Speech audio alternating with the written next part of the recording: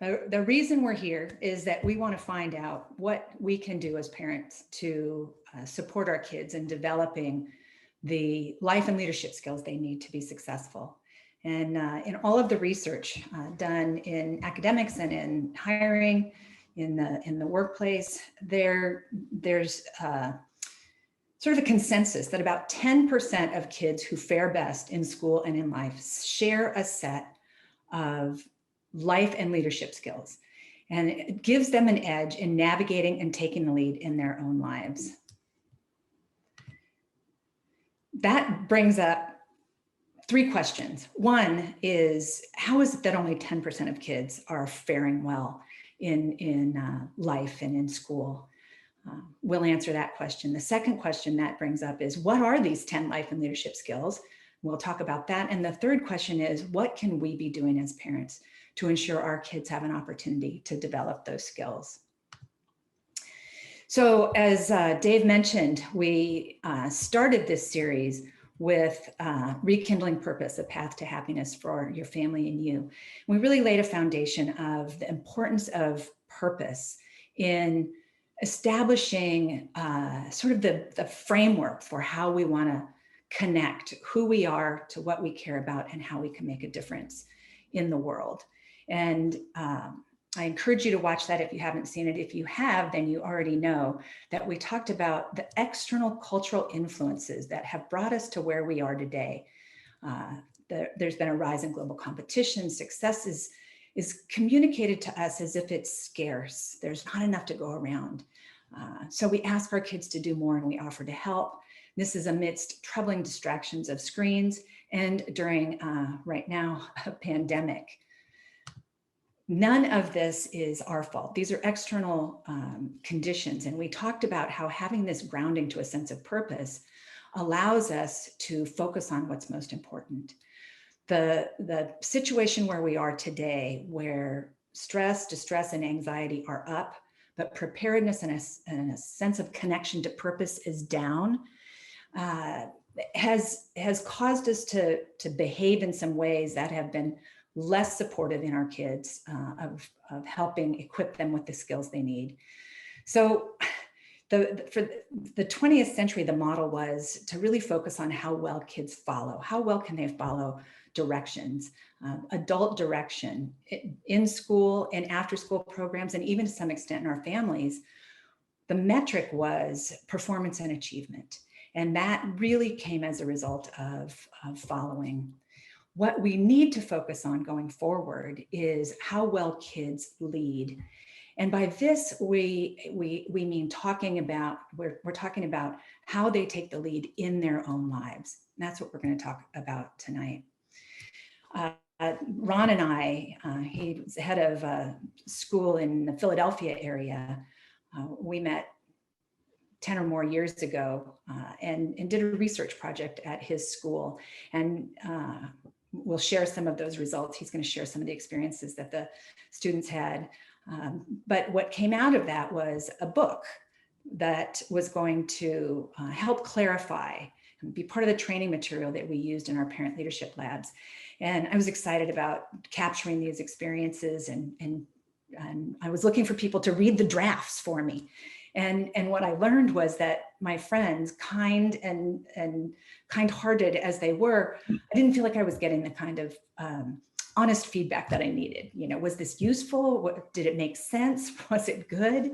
And so I asked some of my friends to share with their friends the draft of the book. And one of my friends shared with her friend Sarah, who is a senior level executive at a large healthcare company in the Bay Area. And her daughter Emily was in the 8th grade, and she agreed to read the book. She said that she was sitting on her bed on a Sunday afternoon and started to read the pages. It was a Word document, just draft copy, and the framework, the stories, they resonated with her so deeply she started to cry. And her daughter was walking by her bedroom window and saw that her mom was crying and said, "Mom, what's the matter?"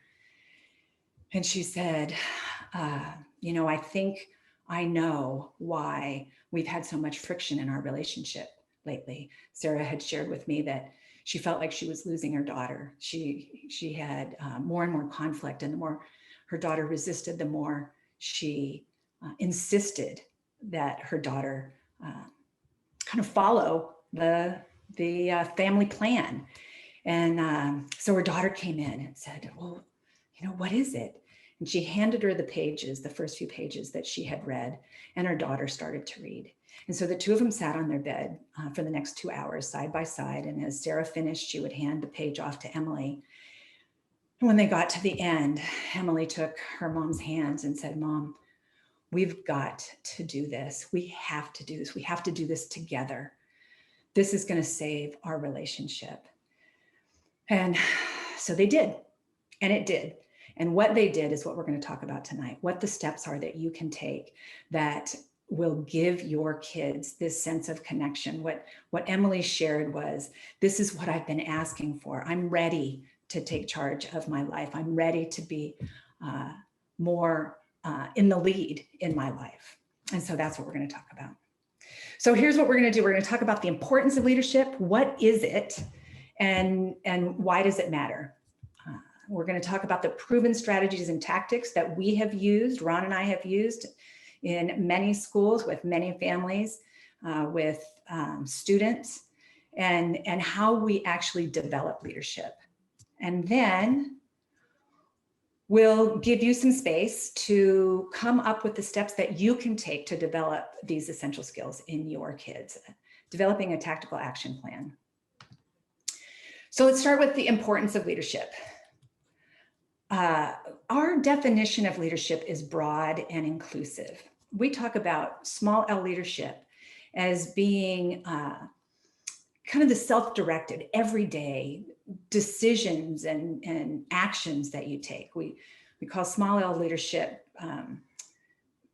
anytime you make a decision or take action that has a positive or productive outcome. You're practicing small L leadership. This is really the everyday decisions and actions. We also talk about big L leadership, and this is more the goal-based decisions and actions that we take, pursuing a worthwhile goal. Anytime we motivate ourselves or others in the pursuit of a worthwhile goal, we're practicing big L leadership.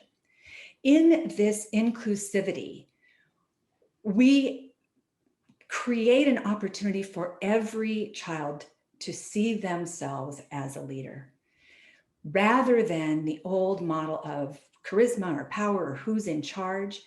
Every one of our kids is going to be taking the lead in their own lives, and we want them to be able to do that well. And when we know ourselves and know what motivates and know what this sort of sense of connection to purpose is, we can make these small L decisions that equip us to be prepared to be big L leaders. So this is something that Ron and I found particularly interesting. We did research on defining leadership, and there's a gap. So we've got these broad and inclusive definitions so every child can see themselves as leaders. Before we started this, the implementation of this program at Ron's school, we surveyed, not just at his school, but fifth grade students around the country, and asked them what they thought the definition of leadership was. And they shared, generally in one form or another, it's when someone tries to get you to do something that you don't want to do. That what they were describing was the ringleaders. They didn't have a lot of models of what leadership was, and nobody was talking about it. We think because it hasn't been taught to them in an intentional way that they don't have a sense of what that is. But they do, and quite often it's negative. So there's a gap and an opportunity there. We then surveyed high school and college age students, and what they told us was that it was when you try to get someone to do what you want them to do. And then they had the insight to say, well, that can't be right. That doesn't sound like what a leader does. But this idea that until we can be intentional about defining it, and giving it language and giving it process that makes it scalable and transferable, students are really at a loss as to how to think about leadership. So Ron is going to share some experiences that he had seeing leadership in action when we began to implement these programs, based on this model of this sense of purpose contributing to a sense of happiness that leads to success, the sort of broader opportunities that we create for kids in what we call leadership. And we know in the research that purpose leads to happiness, right? We often think, happiness leads to purpose or happiness leads to success. If you want to get to success, start with where you are, start where your strengths are, start with what drives you, start working in areas of interest and areas that you can serve others. And that's the needs. And that's the win map that we have that helps. And when you teach that to kids, they love it.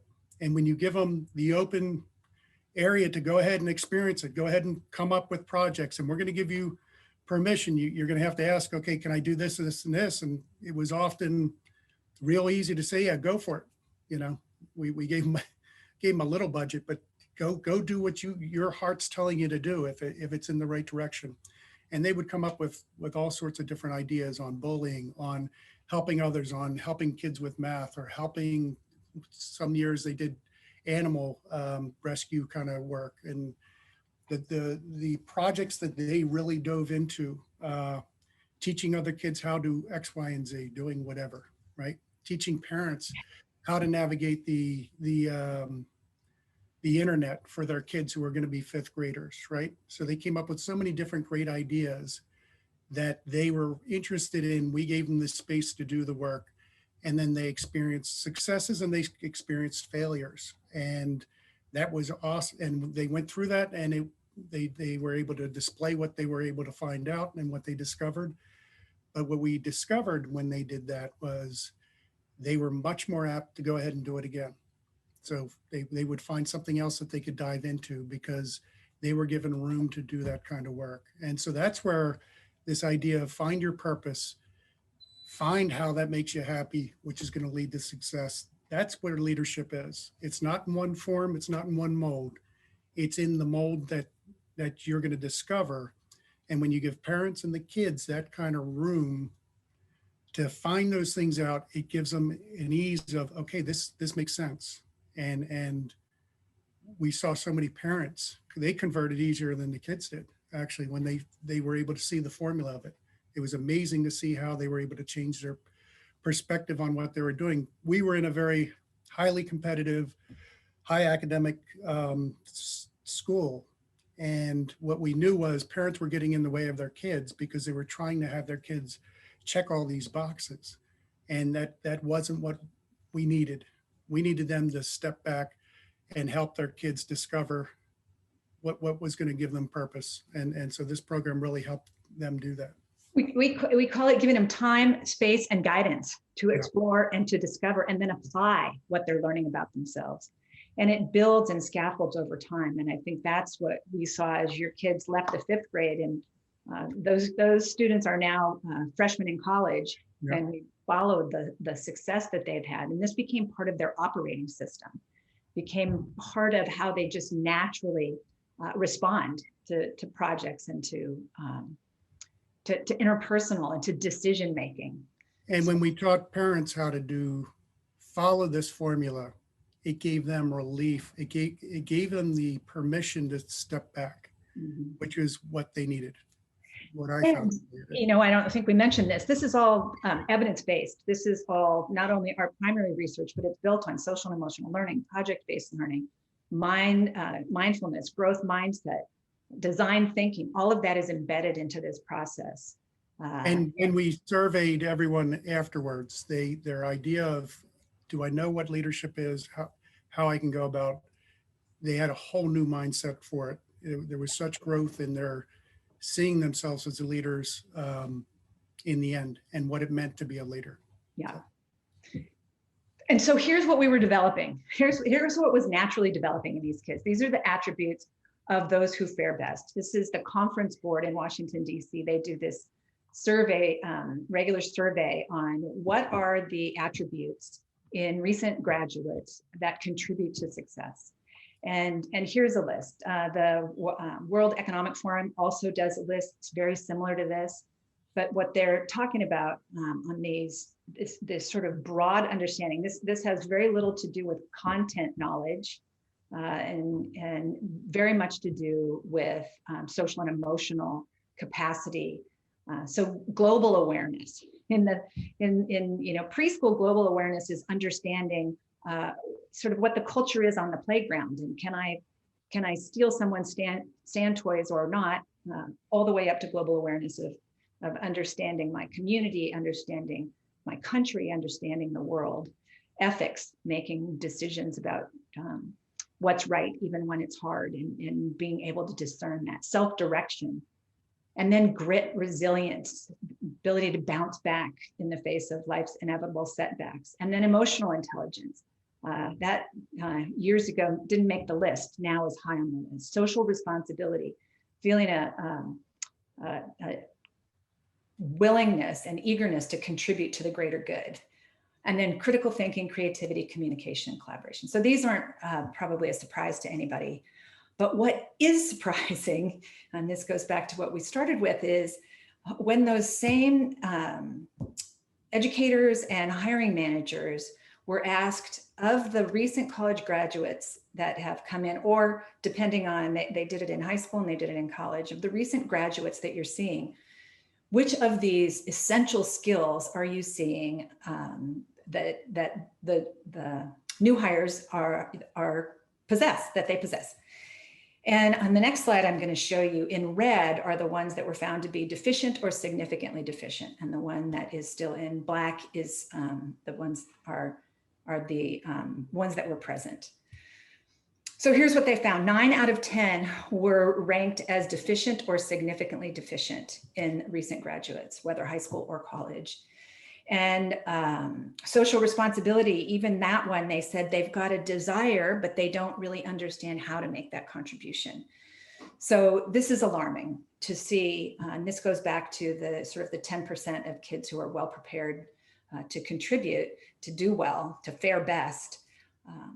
But we can take these skills, and as we talk about what some of these examples are that like Ron has shared, and how these begin to develop. And when we give them names and we talk about them intentionally, about being a high priority for us to develop these within ourselves, and to model it as parents and teachers for our kids, we can look at this through this lens of leadership that we're talking about.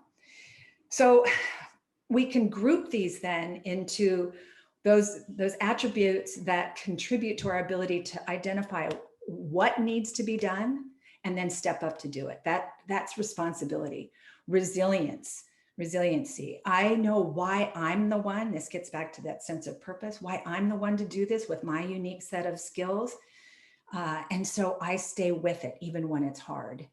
And then resourceful. I know how to do this work and how to work with others to get the work done using my critical thinking, creativity, communication, and collaboration skills. So when we articulate these and share these with students and let them know that their exploration during school and during their free time, their after school activities, when those return, that this is an opportunity to develop all of these for yourself. So I'm going to tell you a story about when I was new to this work. And if you have heard the story that when my son was young, sat next to a professor from Duke University who shared that he was beginning to see this trend in students not being well prepared. And he called it the secrets of the 10%. And that's what we're talking about here. But we were relatively new, putting this program to, kind of understanding this framework and how we could shift our mindset in the way we interacted with our kids. I have 2 stepdaughters and a son. And so we developed a family strategy. We'll talk about that in a minute, that identified what we wanted to do, which is to equip our kids with the skills they needed to go off in the world and live a life of meaning and joy. And we had a little footnote, and we really wanted to create a family environment where our kids wanted to spend time with us, even when they had the option to do otherwise. So we came up with a list. My son was in kindergarten. We came up with a list of things that he was capable of doing on his own.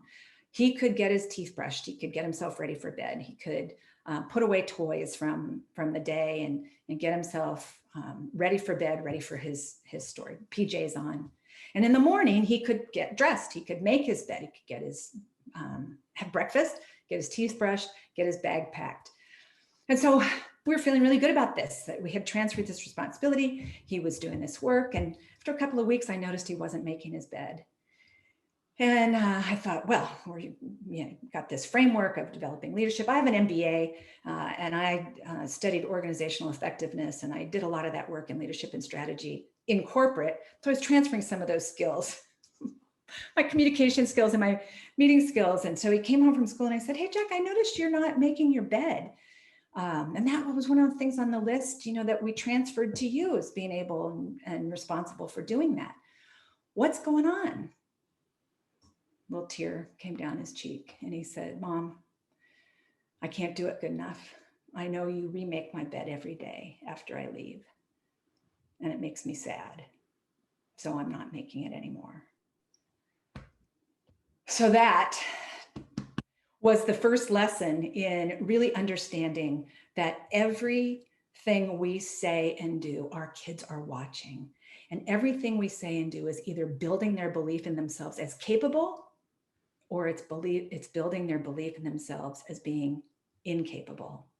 And in those moments of what I thought was helping, I was telling him, you're not good enough. So just to underscore that it's never too early to start this framing. And we're talking about going from good to great. I know most of you on this call do a lot of these things already. This framework allows us to transfer this in a consistent way with language and process that allows our kids to really grasp this. But I was going to speak, this was up in Palo Alto, where Stanford is. And there's, I don't know if you've seen in the news, it's a very high pressure, high stakes culture, very competitive. And they've had a lot of issues with well-being, mental health and well-being in their student body. And I was going to speak to a couple of hundred mothers of young children. And I said to my son at breakfast, I'm used to talking to middle school and high school age parents. What ideas do you have about what I can share with them? He now is a junior in high school. What ideas do you have about what I can share with them? We had not talked about his making his bed incident and me remaking it for 11 years. And he said, why don't you tell him the story about how you made my bed and how that made me feel? So 11 years later, as a 16-year-old, that interaction had been so powerful that he thought it would be instructive for the parents that I was going to be talking to later that day. Made an impact, huh?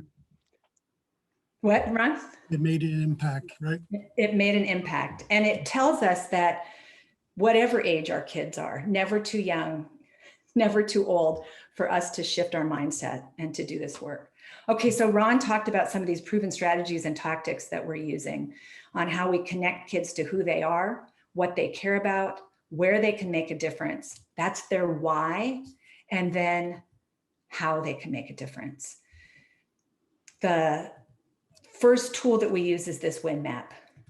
That is the Venn diagram intersection of the way kids are naturally wired. And by the way, this applies to all of us. And I've done this work with executive teams at large multinational corporations where I hear from executives, I never had a chance to do this. I haven't articulated this in quite this way. And now that we understand everyone's WIN maps, we're more effective in really identifying who's going to do what on which particular projects. So what am I naturally good at? What are my strengths? What are my interests? What do I like and care about? And what are the needs and the opportunities that I see in the world? This is really about who am I? What do I care about? Where can I be of service? And that center section is the sweet spot. That's the path with purpose. And I have an S on there because there's not just one path. We tell kids, find your purpose. This is the navigational tool that they can use to do that. You start to look for these areas of intersection. And like you said, Laurie, it's not only kids, but it's powerfully for adults. It's for anyone. And taking time, we never take time for this kind of work, but we found many parents, many adults that we work with, in just teaching them how to do it, we ask them, do it with yourself. Do it for yourself first so you can get a sense of it. And we have so many that are like, I love that tool because it's so simple. And if you just take time to go through each of those sections and then find the sweet spot, you discover more about yourself. And with teams, so we would do this with our faculty as well, having everyone taking time to do it and then taking time to share it is such a powerful tool. But doing that either as a family or doing it as a working group that you might have is real powerful. And it gets you that start of purpose. And once again, as we say, purpose, you finding or rediscovering or even discovering where the sensible purpose you have on to make your, and what paths will lead you there. It gives you real clarity. We've seen so many parents who have said, I did this and I went through that and it either confirmed what I was doing just recently, or it's such a great tool to use. Well, and we did it. We offered workshops for teachers over the summer, knowing that there was going to be a transition to this online learning environment. And I think some of the teachers are on tonight with us, who are also parents, shared with us that this going through that process kind of rekindles your sense of purpose in the work that you're doing. They kind of reconnected to why is it that I love teaching? Why is it that I came to this profession in it? And it really rekindled that sense of engagement for them in this work. And our next webinar, we're going to go through this process, correct? Yep, that's right. So then the how. So now I know who am I, what I care about, where I can be of service. Now how? We ask kids to take the lead and show initiative. This is a tool that can teach them how. And you'll recognize these steps. What's the strategic goal for the project? What tactics am I going to use to achieve that strategy? How are we going to assess who's going to do what if we've got multiple people that are collaborating? What strengths is each person bringing to the project? What resources are required? Do I need a budget? Do I need tools? Do I need time? Do I need access? And then what's the timeline to complete it? So this is the project planning process, that the start planning project planning process. And then there's also the organizational planning process, which starts with, like, think of any organization starts with its vision, values, and goals. You can do that in your small nonprofit organization, your family. We have teachers doing it in their classrooms. Come up with, what do we collectively agree are our values, and what is our vision for the future? And then what tactics are we going to use to achieve these strategies? And that's what we're going to talk about tonight.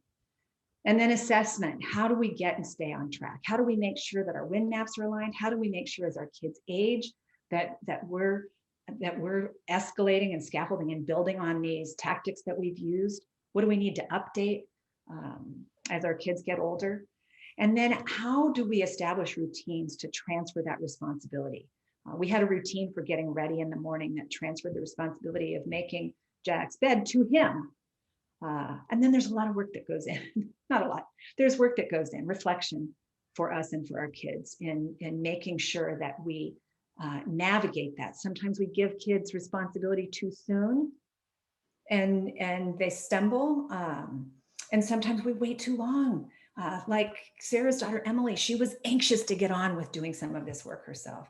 And then the final T is training to develop the essential skills. If we're going to have our middle schoolers doing homework on their own without us engaging and checking up on, they need to have an understanding of time management and some organizational skills about bringing, which books do I need and how do I get organized and what's my timeline for getting this work done.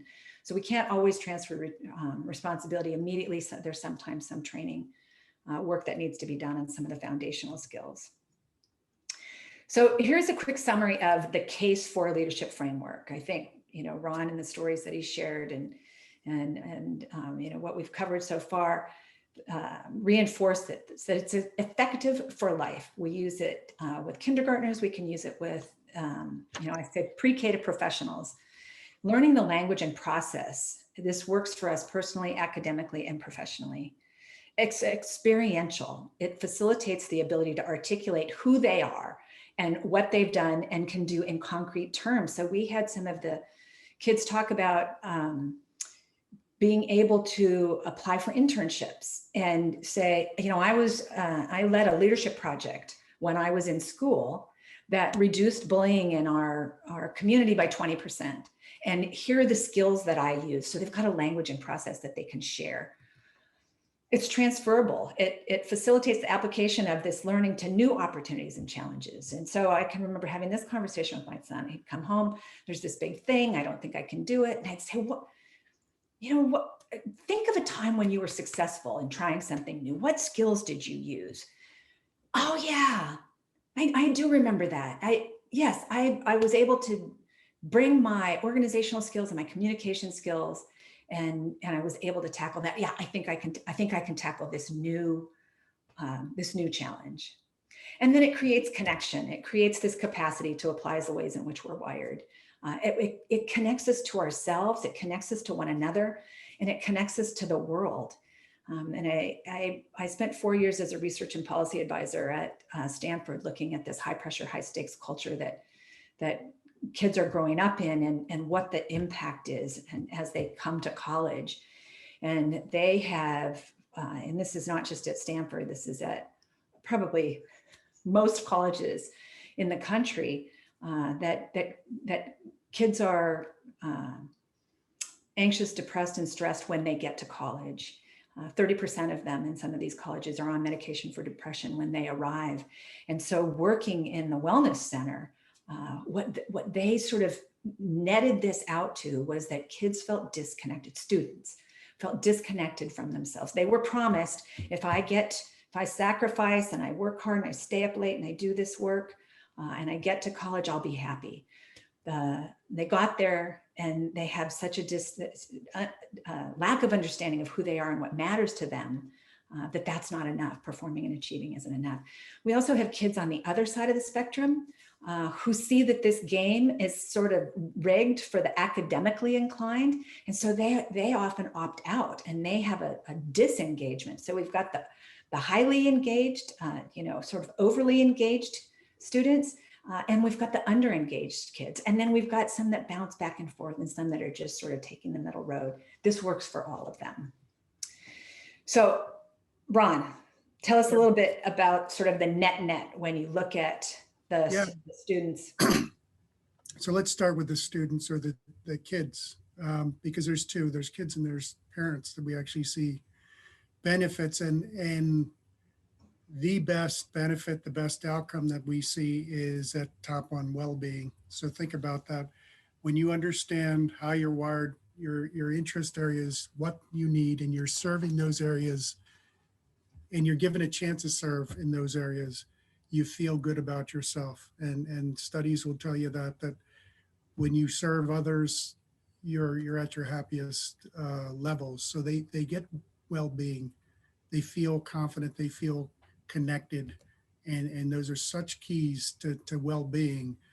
And that idea of being engaged. So when you're working on something you like, when you work in areas of interest, you're going to be engaged in what you're doing, right?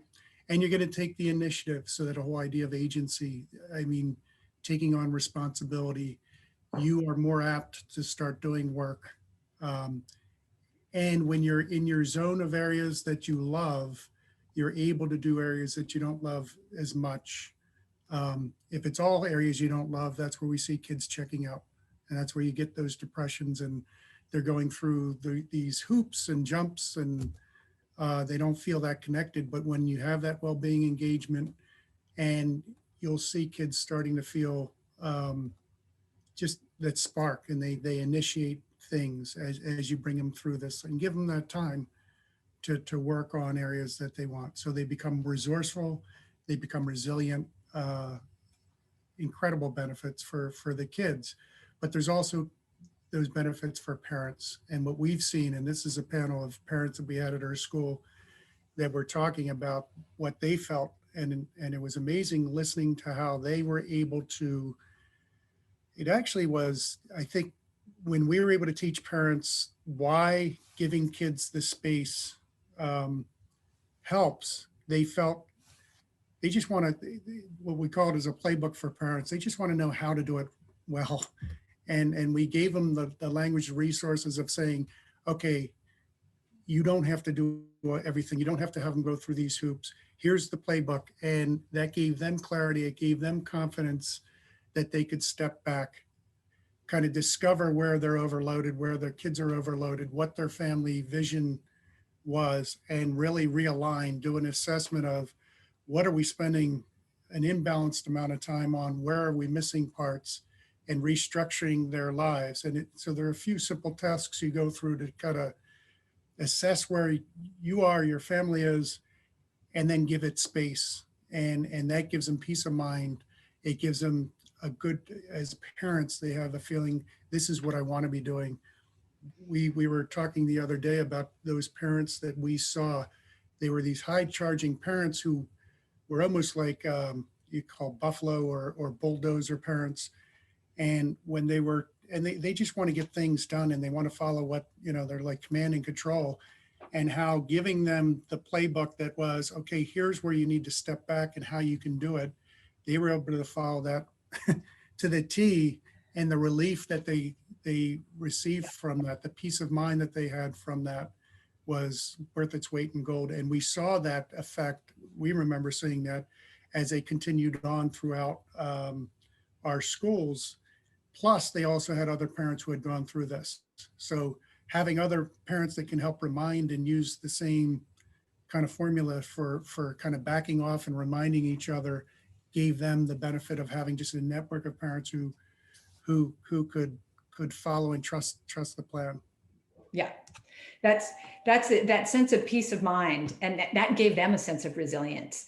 That if there was one of the first groups of kids had a project that they weren't effective, they weren't successful in accomplishing their goal, and the parents told us that they almost had the phone picked up. They were going to call Dr. Duska to say, my kid's how could it be that my kid's project it failed?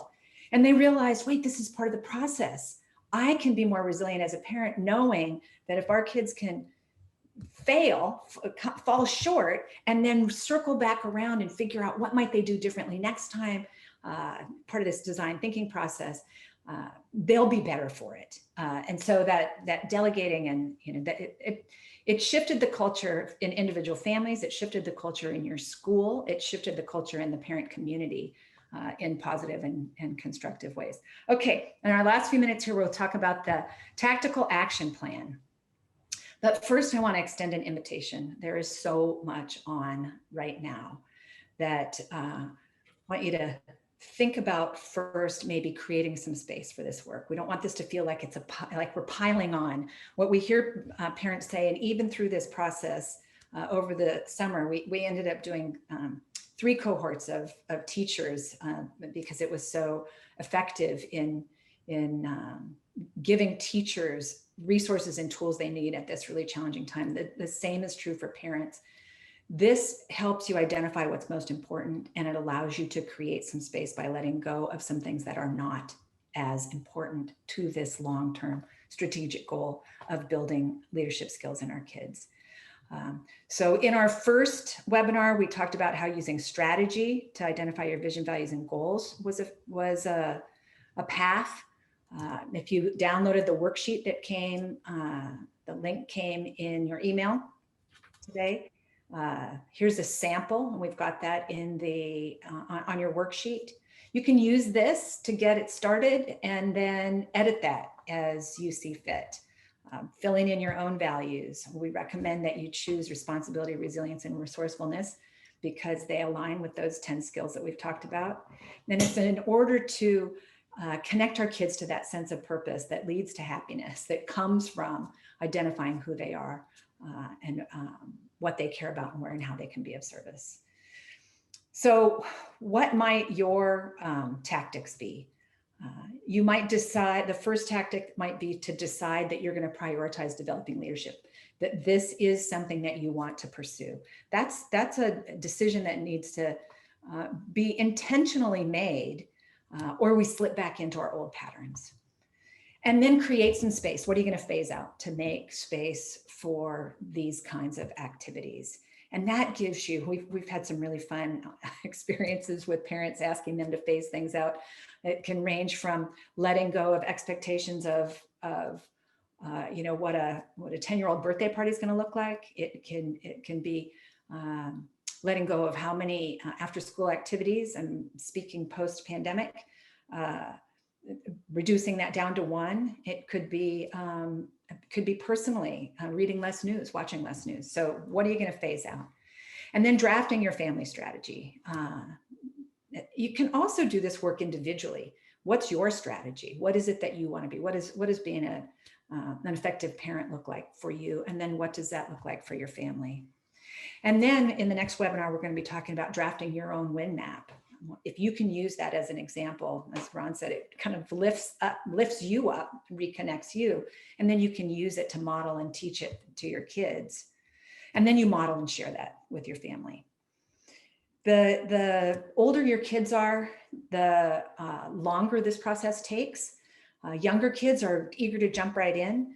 You can invite your kids to participate when the timing's right. For some families with kids who are older, you want to demonstrate that you're doing this for yourself. You've identified your strategy, what's important to you, and you start living according to those. And that builds trust with your kids, and that brings them in. We have parents telling stories of their kids are coming to the dinner table without their earbuds in and having conversations with them for the first time in years. Okay, so here are a couple of examples, and then I will wrap up in 3 minutes. That what it looks like when your kids are doing project planning at home using this 5-step START process. It could be that your kids identify through their global awareness that doing something nice for mom on Mother's Day would be something nice to do. And they can come together, bringing their individual skills, the organizing, the one who has organizing skills can come up with the grocery list, and the one who has creative skills can be the one to decorate the cake. And it starts to build in then collaboration and cooperation and strategic thinking, and bringing in the kids' individual strengths.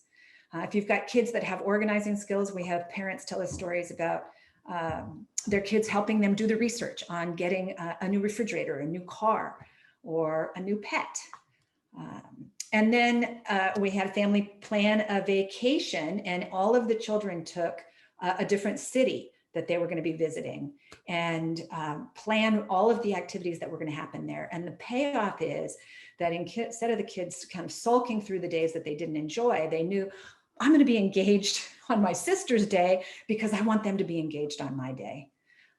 And it might be planning something now about going on a camping trip and taking the lead and planning the program and doing the work. And maybe giving them responsibilities that wouldn't hit their natural wiring. You know, if it's getting the lodge or getting the, whatever, have them pick what they want to do on that camping trip.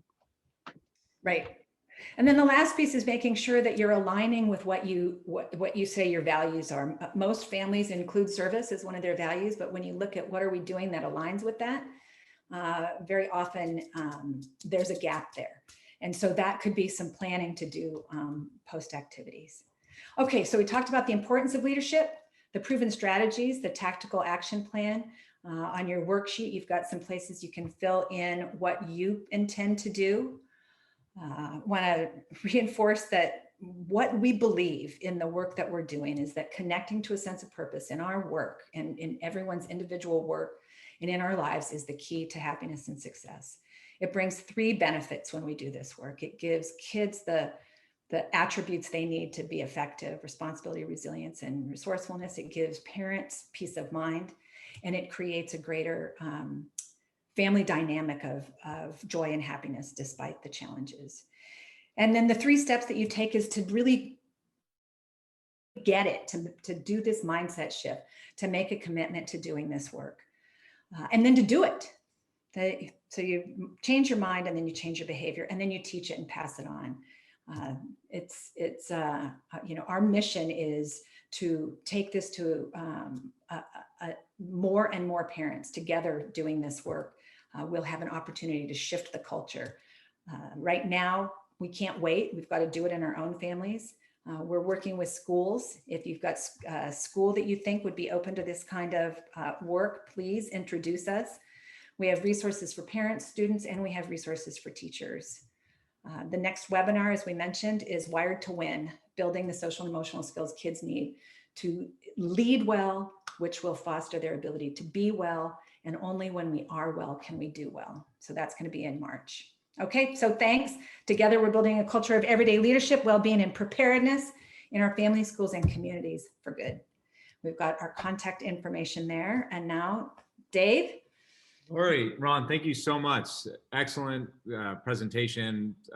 Just great. It feels like, I mean, I need to go back to watch this again just to soak it all in. So thanks for dropping so much incredible knowledge on all of this. So just for those of you who are on, if you have any questions, feel free to throw those in the Q&A, but I have a question to kick things off.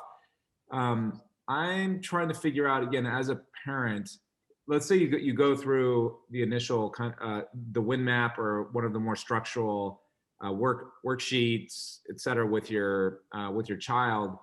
What's the kind of, or is there a day-to-day maintenance or ways of kind of ingraining this or embedding this in the family culture that where it doesn't seem too like parent oppressive style, but is more becomes like a pattern or more a behavioral shift in how, as parents, you know, whatever that parent household looks like, that it just becomes like more of like the background kind of normal way of doing things. Like, is there any kind of secrets or thoughts? For sure. The families who've been most effective in making this transition are the ones who say to their kids, hey, I'm taking this class and I'm doing this work and I'm going to read up on this. And then I want to talk to you guys about how we might do this. What ideas you have about how we might do this. So the age that your kids are, Dave, middle school and high school, is that right?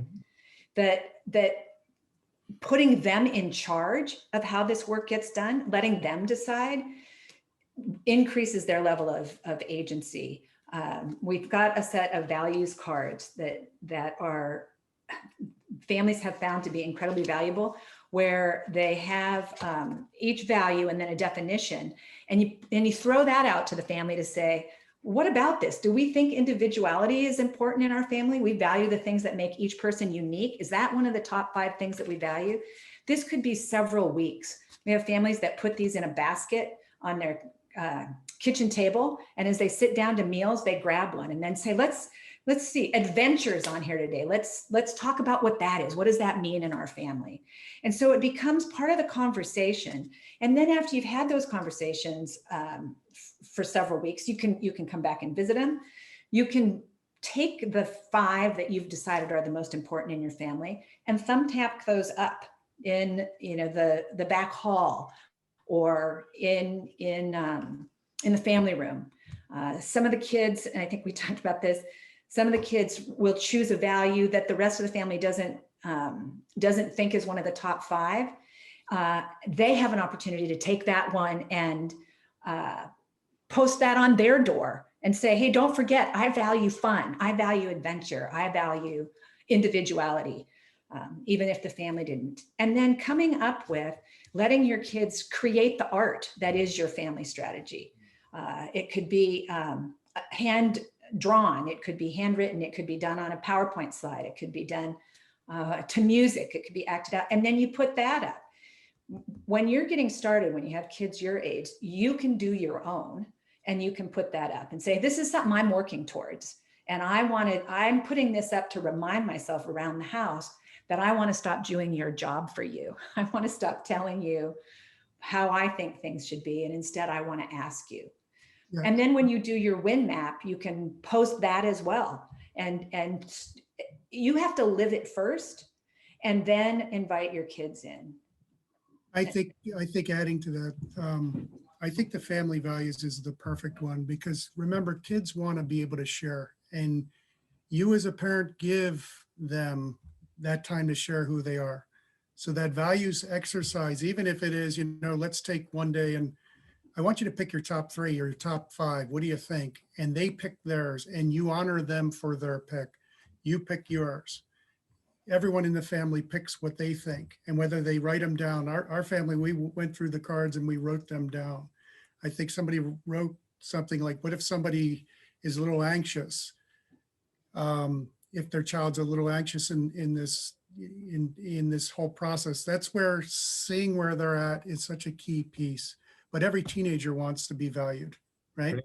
So giving them the ability and the space to say, this is what I really think, and you really listening. And that's the piece. It's not about managing it. It's about, let's hear where you are. And when you do that and you keep going back to it and then showing them that you're giving them space, they're going to want to keep coming back to that space.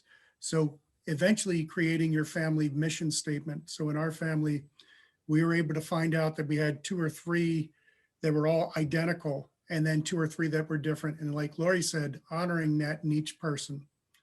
So we now know our family really values these 3 things.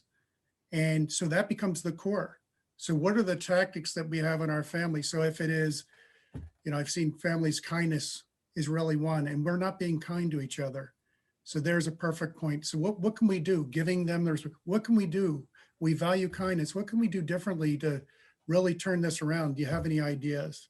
I have a neighbor who just came up with this idea, and it's an awesome little way of doing it. He calls it a request. So everyone in the family requests one person that I have a request and I want this from you. And you have to agree on it, he says. And then you go back to it and have a private conversation with the person. So it's finding ways to live those values, but making that real living.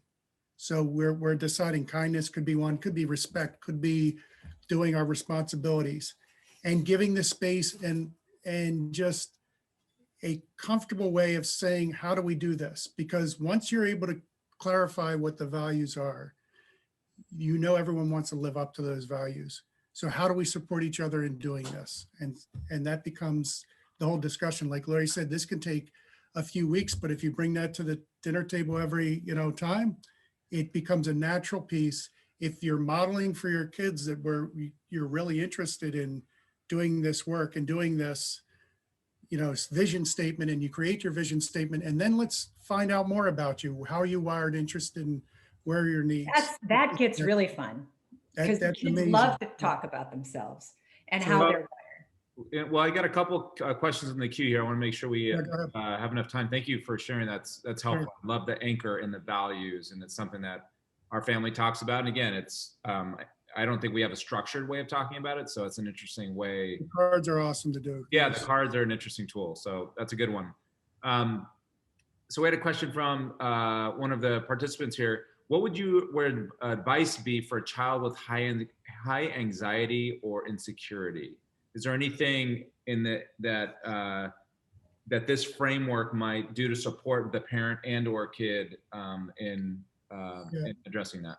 I think that's where, when you have a child in their strengths, so it's finding those strength areas, which gives anyone with anxiety more comfort, and interest areas. So that's where I think the WIN map actually is a natural tool for somebody with anxiety, because it hits their zone. Often people are anxious because they can't control things. If you're strong in an area, if you're interested in an area, you feel like you have more control. So that it's a perfect tool for someone like that. And so much of anxiousness comes from not knowing what's expected of me.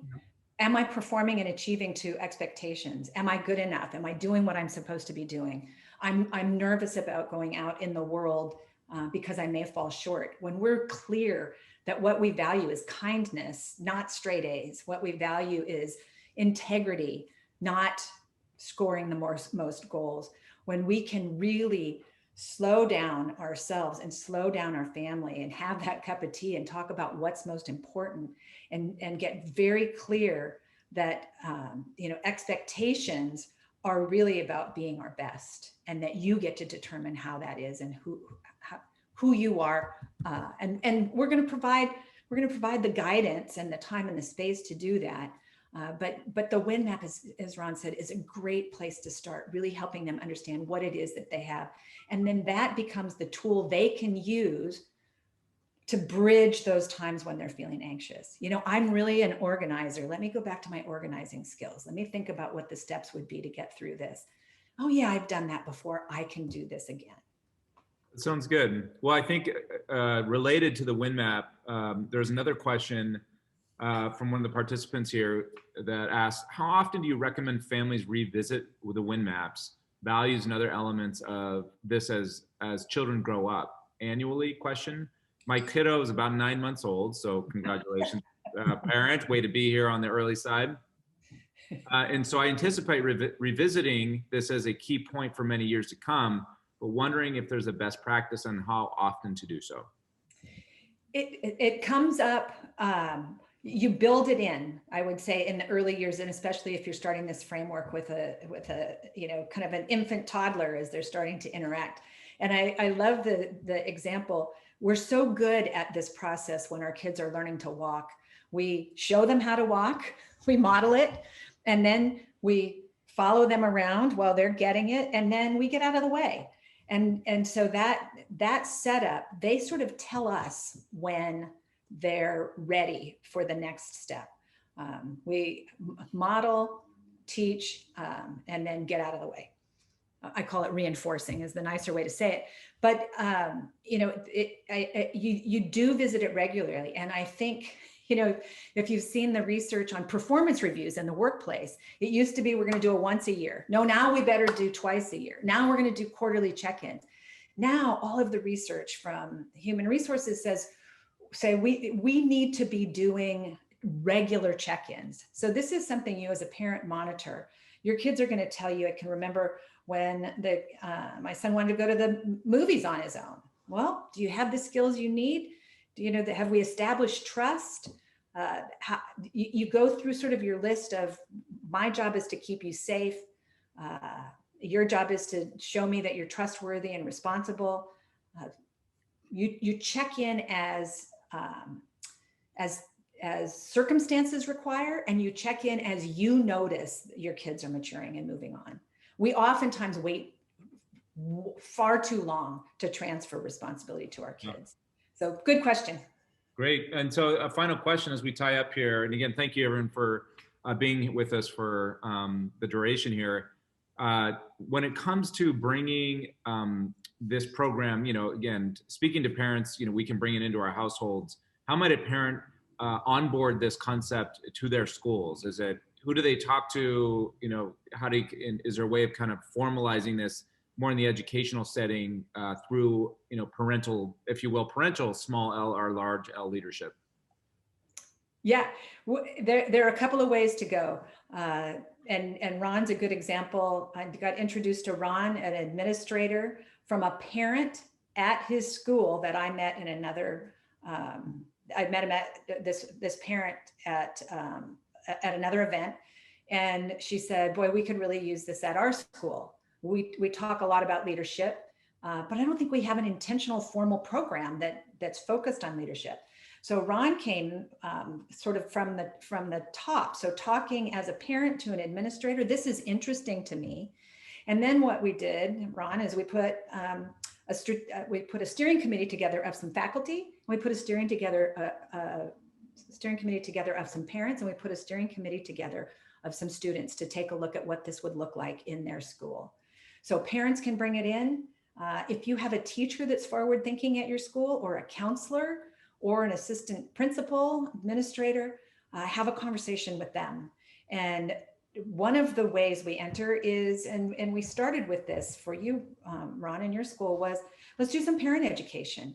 We did a program last year. The parents said, we're not sure, this was upper elementary. Our kids aren't listening to us anymore. How do we get our kids to listen to us?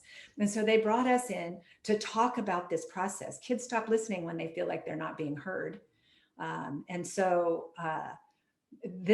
another way to go in is it's a parent ed. We get introduced to your school through parent ed. And we do leadership labs, a series of 3 leadership labs where we go in depth. You do this work with a cohort of other parents. And so there's an opportunity to do the parent ed side. And we get, as Ron can attest, we much greater traction when we do faculty, students, and parents. But any one is moving us in the right direction. Yeah, I think maybe as parents might or might not know, every teacher and principal are looking for parents to stop being the hovering parent, snowplow parent. And if you understand that, where they're hovering around and they're trying to fix every problem that's going on with their child, this is the program that helps parents make that switch. So if you're talking to a teacher or principal or some kind of administrator who's in charge of this kind of work, they're always looking for this kind of work to be done with their parents. And so that's what we've done in the past. That's the secret that you might or might not know. But they want that for their communities. And so, passing that along, or even just giving Laurie or me a call to learn more about it. And brainstorm how to approach your school. Yeah. And let me add that this is not just for college prep communities. We started there because, as Ron's describing, some of those principals had noticed some challenges in optimally managing the relationship they had with parents. But half of the teachers who participated in our labs over the last year have come from Title I schools. And so this work is effective for every student in developing agency and a sense of leadership in their own lives. And so regardless of what your school demographics are, this is an effective program. Wonderful. Well, thank you. I think that's a fitting end to today's webinar. Thank you again, both of you, for sharing all of this knowledge with all of us. As a reminder, this is being recorded. We'll have this up on our YouTube channel in the next 48 hours or so and share with all of you. And we encourage you to share this out with your friend networks, put it out on your Parent Square or other type of platforms that are designed to connect with fellow parents who are all, in the shared struggle and joy of raising children and trying to get through this crazy life. So stay tuned for March 3rd. We'll be circling back. We'll get that registration link up here shortly. And again, more the merrier, please spread this amongst your networks. But until then, this is Dave, Laurie, and Ron from the Start Leadership team. Thank you for joining us. Thanks. Take care.